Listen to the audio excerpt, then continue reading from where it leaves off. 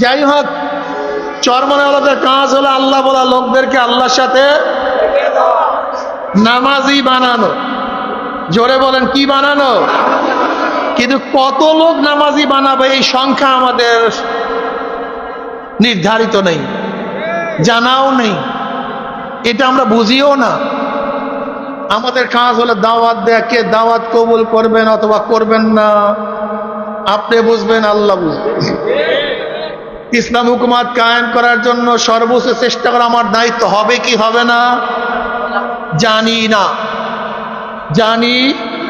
জোরে বলেন।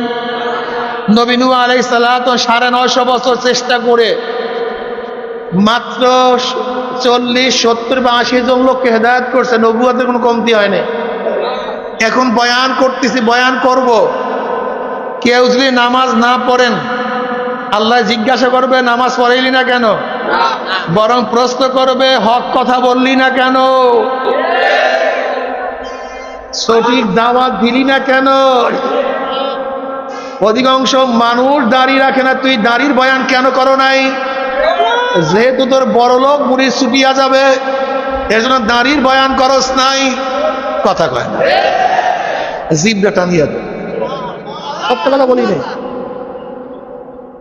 সুদের বয়ান করস না কারণ তোর বড় লোক বন্ধুরা ছুটিয়া যাবে, বুড়ি ছুটিয়া যাবে।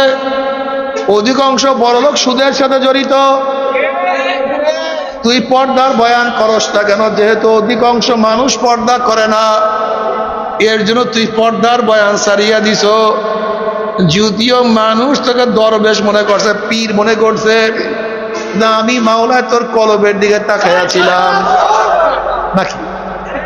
ওয়াসিরু কওলাকুম আবিজহারু বিহি ইন্নাহু আলিমুম বিযাতিস সুদূর।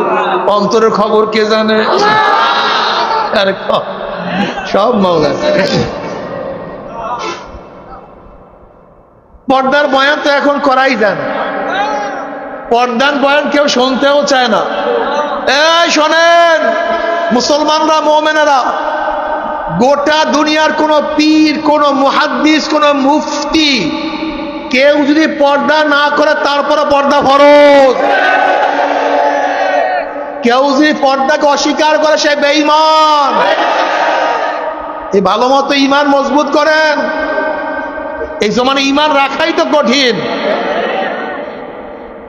ইসলামের নামে বেপর্দা মেয়েদেরকে নিয়ে বর্তমানে কথা কয় না। কি মানুষের ঈমানের মধ্যে এটা সন্দেহ হয় কি হয় না? এত বড়রা, এত বড়রা, এত বড়রা, তাহলে মনে হয় যেন কোনো ফাঁক ফুকর নাই। কোনো ফাঁক ফুকর নাই, কোনো ফাঁক ফুকর নাই। খবরদার, ফরজ ফরজি, কেউ না মানলে তারপরও ঈমান শিক্ষা দিয়েন।